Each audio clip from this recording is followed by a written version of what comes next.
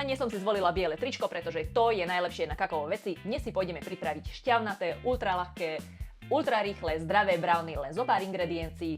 Tričko Shelby GT, pozrite sa. Jo.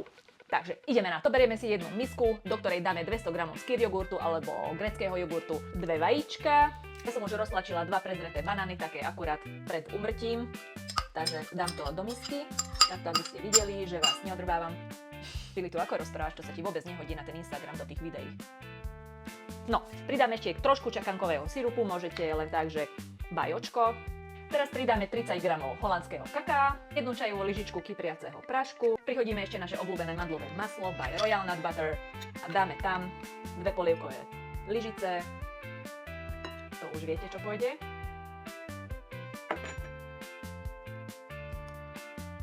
Milujem.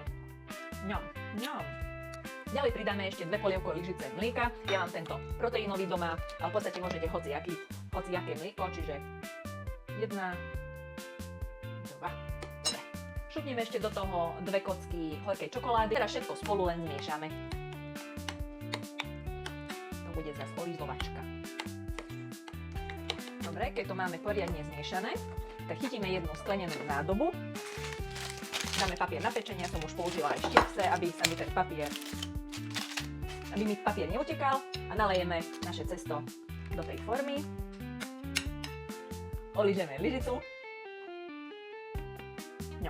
To máme, tak pri 180 stupňoch pečieme približne 30 minút, teplozdušnej frítéze možno bude stačiť aj 25 minút, hlavne si to odsledujte, v rúre vždy pečieme trošku dlhšie, uvidíme, zatiaľ to vyzerá celkom dobre.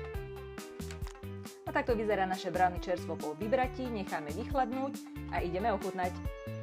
No a teraz, keď toto celé rozdelíte na 4 časti, tak jedna dávka alebo jedna časť má 215 kalórií a 14 g bielkovín, ideme ochutnať. Kľudne to nechajte trošku dlhšie, tiesť, aby aj ten spodok sa upiekol, ale toto vyzerá dosť dobre.